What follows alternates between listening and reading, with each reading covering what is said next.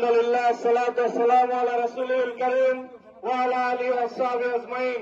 আউযু বিল্লাহি মিনাশ শাইতানির রাজীম। বিসমিল্লাহির রহমানির রহিম।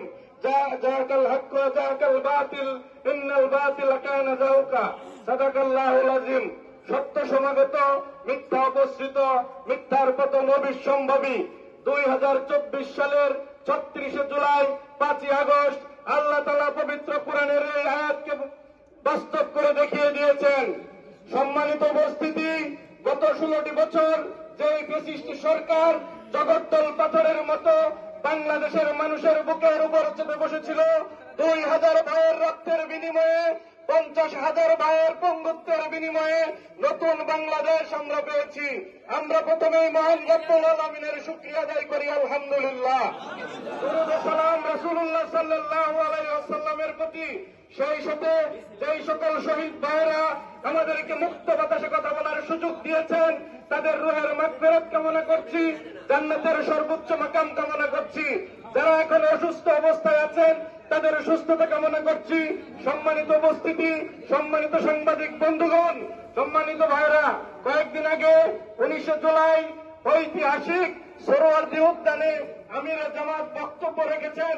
সেখানে আপনারা শুনেছেন যে আমরা গত 24 সালে একটি সংগ্রাম করেছি ফ্যাসিস্টের বিরুদ্ধে।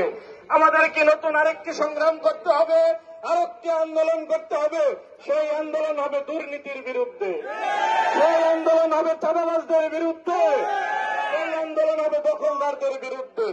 আর বাংলাদেশ জামাত ইসলামীকে নিয়ে এখানে একটি মহল অন্যায় এবং বিভ্রান্তমূলক স্লোগান দিয়ে থাকে। আমরা দেখেছি হালুয়াঘাটে এই ধরনের কিছু লোক মাথাচাড়া দিয়ে উঠেছে। তাদেরকে হুঁশিয়ার করে দিতে চাই, আপনারা 5 আগস্ট বিপ্লবের যে হাসিনার যে পরিণতি হয়েছে, সেই পরিণতির দিয়ে লক্ষ্য করে দেখেন। যারা বাংলাদেশ থেকে বাংলাদেশ জামাত ইসলামীকে নিষিদ্ধ করেছিল আগস্টের 1 তারিখে, আল্লাহর দেখেন কি হিসাব। আল্লাহ 5 তারিখে তাদেরকে বাংলাদেশ থেকে নিশ্চিহ্ন করে দিয়েছে।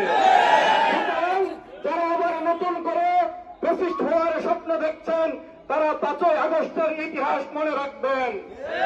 সম্মানিত উপস্থিতি, আমরা আজকের এই সমাবেশ থেকে দায়িত্বহীন ভাষণের ঘোষণা করতে চাই, আগামী দিনের যে বাংলাদেশ হবে, সেই বাংলাদেশ হবে ইনসাফের বাংলাদেশ। আগামী দিনের যে বাংলাদেশ হবে, সেই বাংলাদেশ হবে ন্যায়ের বাংলাদেশ। এই আগামী দিনের আন্দোলন সংগ্রামে আপনাদের সবাইকে সাথে চাই।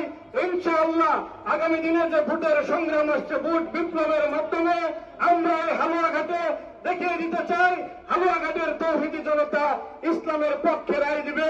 হালুয়াঘাট থেকে আল কোরআনের পক্ষের প্রতিনিধি সংসদে পাঠাবে, এই আশাবাদ ব্যক্ত করে যারা কষ্ট করে এখানে এসেছেন তাদেরকে ধন্যবাদ জানিয়ে আমার সংক্ষিপ্ত কথা শেষ করছি। নারায়ণ